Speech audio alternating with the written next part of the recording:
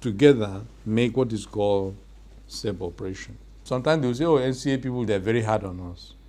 Yes, we are hard because we want the operation to be safe. As a pilot, you are trained to do what is called normal procedure. That is, everything is going normal. Then abnormal. Then something comes that is not part of the normal operations of the airplane. Then an emergency procedure. So we expect you, through your training, to immediately recognize that abnormal and make a decision as soon as possible. You can now pick the checklist, go through what has happened. Maybe you want to retract the gear and the gear is not coming up.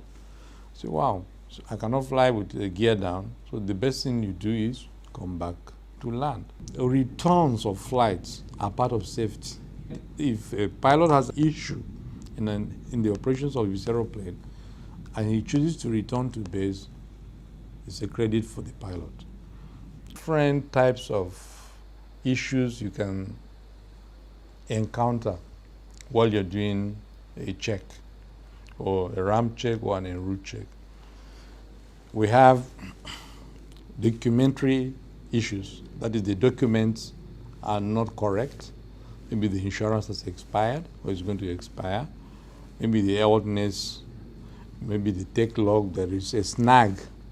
A snag means there's a problem in the aeroplane that the engineer is supposed to fix, but he has not fixed. Or the engineer has not signed out that aeroplane. Now you document that. That aeroplane will not fly until that engineer comes, rectifies that snag, and then clears you to go. That is what we call safety issue. Then there's another one where safe pilot is that pilot that say, look, this aeroplane is not airworthy and I'm not going to take it. That's the pilot you look for. Do you understand? Not the pilot say, okay, Oga said we should manage all the chairman. No, the chairman just called me and said, look, no, we just do the flight, we'll come back something. No. Still on air travel, especially at this festive time, here are things to note from the Nigerian Civil Aviation Authority's Passenger Bill of Rights. If your flight will be rerouted or delayed, you must be notified at least 2 hours in advance.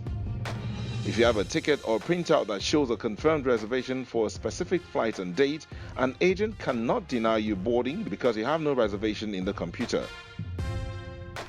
If you need to cancel a ticket purchased under a non-refundable fare, you must be able to apply the fare you paid toward a future flight, minus any applicable charges or cancellation fees. You have a duty to arrive before the time on your ticket. If you have already checked in for your flight, an airline can cancel your reservation if you are not at the departure gate on time. You must be compensated if your flight departs before the ticketed time. If you do not check your baggage in sufficient time for it to be loaded on your flight, the airline will not be responsible for any delay in the delivery of your baggage to your destination.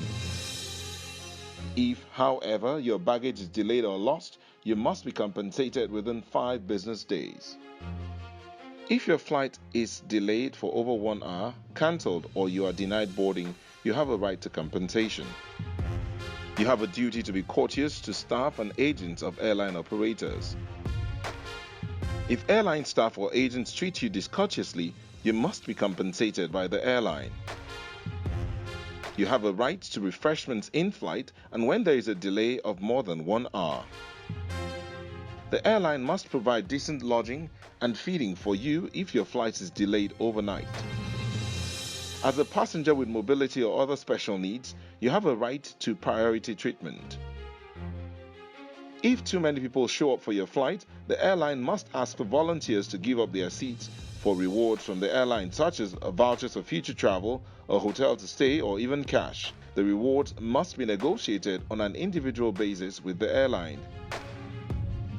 If you are involuntarily denied boarding, the airline must explain your right in a written document which must state how the airline decides who gets to stay on an overloaded flight. You may keep your ticket and use it on another flight. If you choose to make alternative arrangements, you can request an involuntary refund of the ticket.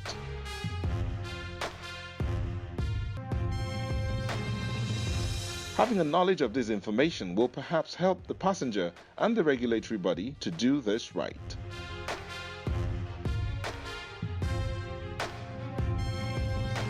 And some tips on luggage.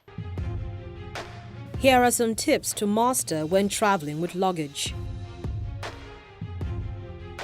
Having only carry-on luggage reduces the risk of having checked luggage lost or stolen. The weight limit for carry-on items is generally about 18.2 kilograms.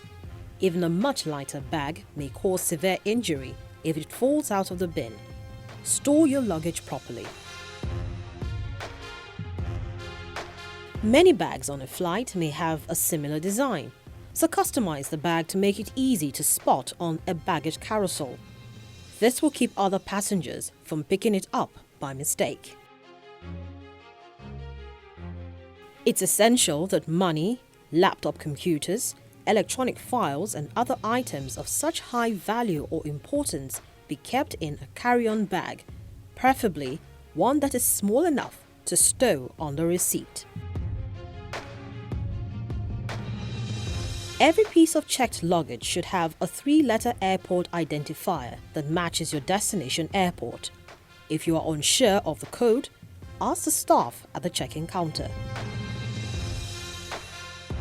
This stub is a critical document that will be needed if your luggage is lost by the airline or if you are trying to prove that you own a piece of luggage.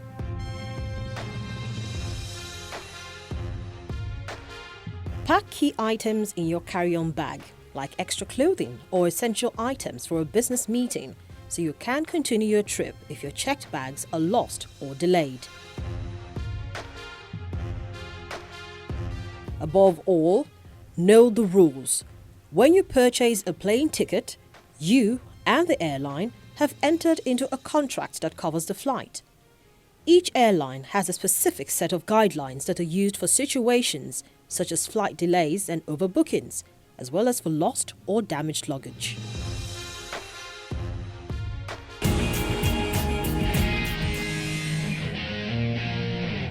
When we return after the break, Newsflash is next.